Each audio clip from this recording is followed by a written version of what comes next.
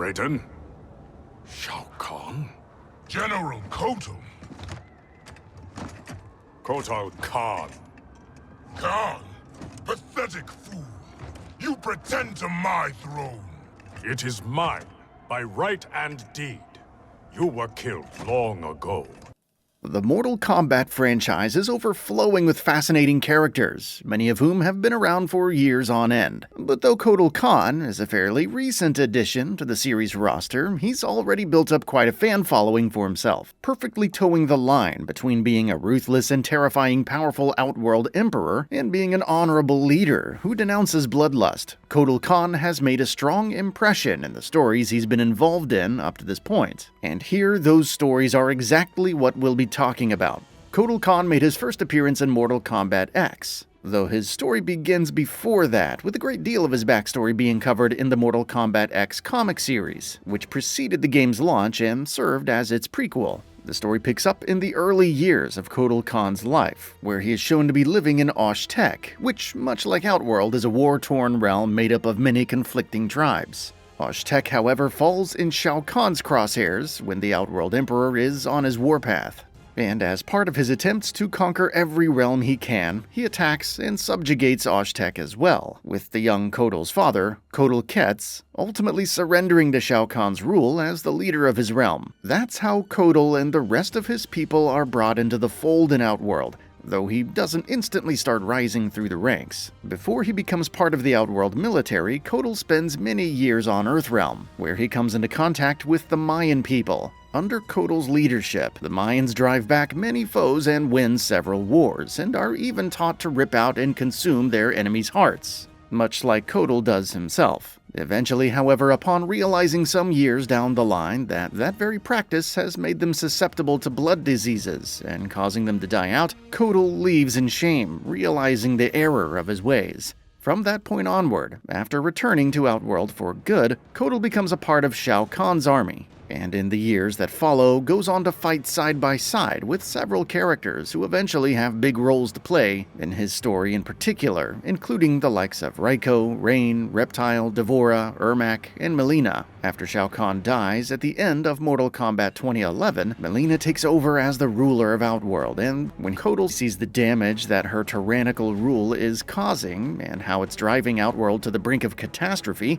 he decides to take action. Kotal leads an uprising with the support of Reptile, D'Vorah, and Ermac, and is able to successfully usurp the throne. Mileena flees, with Kotal now the Emperor of Outworld, and with her she takes a number of allies, including Rain, Raiko, Baraka, and the entire Tarkatan horde. But though that conflict continues to brew in the background for years afterward, as Kotal builds up his own empire, he takes a much more measured and thoughtful approach that led him to take some key decisions. One of them is allying himself with Earthrealm, vowing to Raiden that Outworld will fight with him against the Netherrealm when the time comes, in hopes that Earthrealm will reciprocate with its own assistance afterward, should the need ever arise. That, however, does not work out as Kotal would have hoped. When he learns that Mileena has allied herself with the Red Dragon and is preparing to mount her attack and try to seize back the throne for herself, Kotal travels to Earthrealm in search for aid. His meeting with the Special Forces and Sonya, however, is less than fruitful, and after being captured and treated with distrust, and realizing that he's not going to get the assistance he needs, he returns to Outworld. Later, the conflict with Mileena continues to heat up. Goro is yet another character who ends up siding with Mileena, and even goes on to kill Kotal's father. That leads to Kotal having to take drastic steps, with him using his dagger to infuse himself with blood magic, a practice that grants him power, but one that comes with a great cost. In a fight that follows, Kotal is able to defeat Goro in the most humiliating way possible. He slices off all of his limbs, and then refuses to kill him, deciding to keep him alive so he can live with the shame and humiliation of his defeat. Of course, using blood magic takes a lot out of Kotal as well, and upon D'Vorah's insistence, he agrees to not use it again. Afterward, Kotal's conflict with Mileena takes an unexpected turn as he is ambushed and attacked by Sonya, who has Johnny Cage in her company. Johnny informs Kotal that their daughter Cassie and Jax Briggs' daughter, Jackie, have been kidnapped by Kano, and Sonya believes that Kotal is responsible. Kotal, of course, makes it abundantly clear that sending Kano to kidnap children is something he would never do, but is soon told that his follower, Aaron Black, was seen dealing with Kano, leading to Sonya's suspicions. That prompts Kotal to have the gunslinger thrown in his dungeons, after which he strikes an agreement with Johnny and Sonya. He will help them travel to Shang Tsung's island, which is where Cassie and Jackie are being held captive, and help them rescue the girls, if they first stand and fight with Outworld in a battle that's right around the corner. The battle, as it turns out, is with the Shokan, because actions have consequences after all.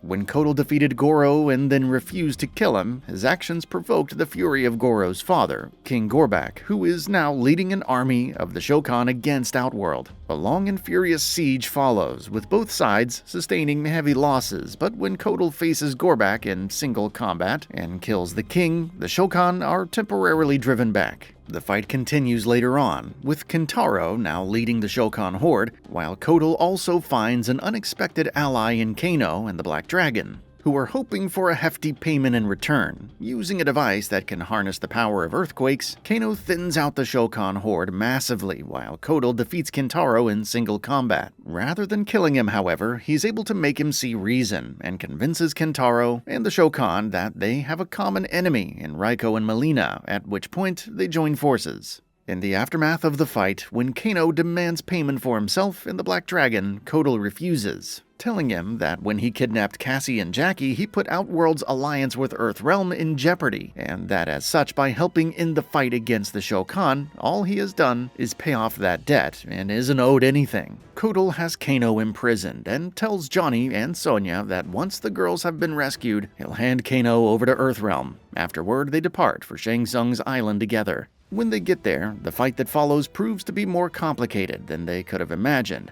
As it turns out, Reiko has stolen Kotal's dagger, and using its blood magic has put Cassie and Jackie under his control, and intends to merge Earthrealm with Outworld, and then rule as the new Emperor. Once again, however, Kotal finds an unlikely ally in the fight. Melina herself, seeing that Reiko stands against her own ambitions, decides to put a pause on her conflict with Kotal, and the two of them join forces to fight against their common enemy. That doesn't necessarily go well for them, and they are all but defeated, with Reiko using the power of 6 relic weapons with assistance from Chaos Cleric Havoc. However, Reiko is unable to sustain the massive amount of blood magic he is using, and his body eventually rips itself apart, at which point it's revealed that Havoc is actually the puppet master and has been all along.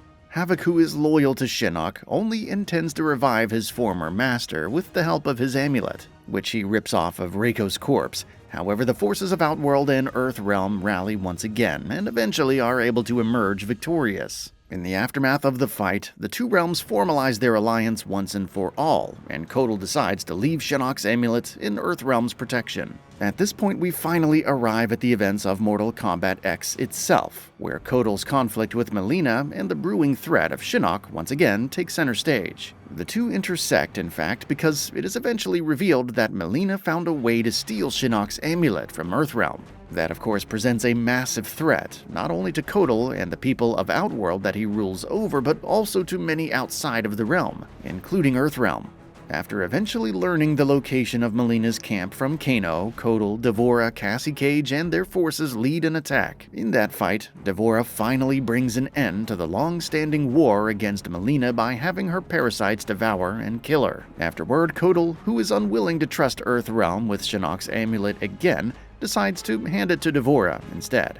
That too turns out to be a mistake though. D'Vorah, as it turns out, is a servant of the sorcerer Quan Chi, who intends to reclaim the amulet and free Shinnok from his prison. Kotal soon finds out about D'Vorah's treachery, though he only discovers half the truth, and is instead led to believe that she has allied herself with Raiden. Believing that Earthrealm now holds the amulet once again, he leads his forces to the realm. During the fight that follows, when he is informed by Jackie Briggs of the truth and everything that's happening with Shinnok, a terrified Kotal decides to kill the Earthrealm's forces in hopes of appeasing the Shinnok upon his return. However, he's stopped and defeated by Sub-Zero and his Lin Kuei followers.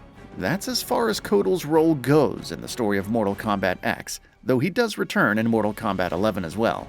And like many other characters in the game, he's affected uniquely by the time displacement that occurs as a result of Kronika's actions. Past versions of several characters are pulled into the present, and that includes Shao Kahn, who challenges Kotal Kahn's rule of Outworld. As you might imagine, there's plenty of ensuing bloodshed between Kotal and Shao Kahn's followers afterward, and eventually Kotal forges an alliance with Raiden to fight against Kronika and Shao Kahn. Towards the end of Kotal's story in Mortal Kombat 11, he takes on Shao Kahn in a vicious fight, though Shao Kahn emerges victorious, leaving Kotal crippled, which effectively ends his part in the game. He's too heavily injured to be involved in the final assault on Kronika's keep at the end of the game.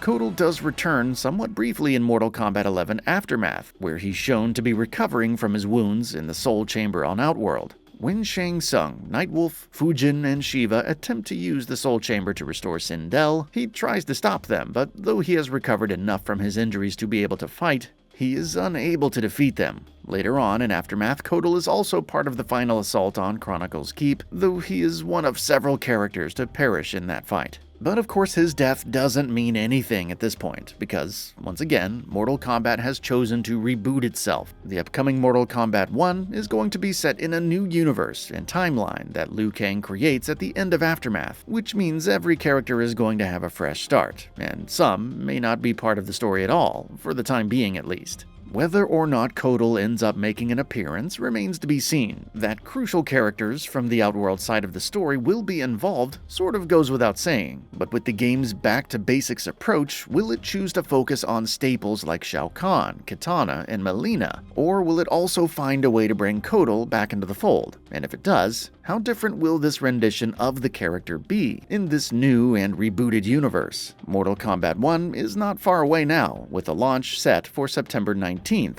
so at the very least, we can take solace in the fact that our questions will be answered soon enough. And that brings us to the end of the video. A quick request: we upload new videos every single day, and if you like what we're doing, please consider subscribing. It really helps us out. Also, don't forget to enable all notifications by clicking the bell icon so that you can receive daily video updates. Thanks for watching.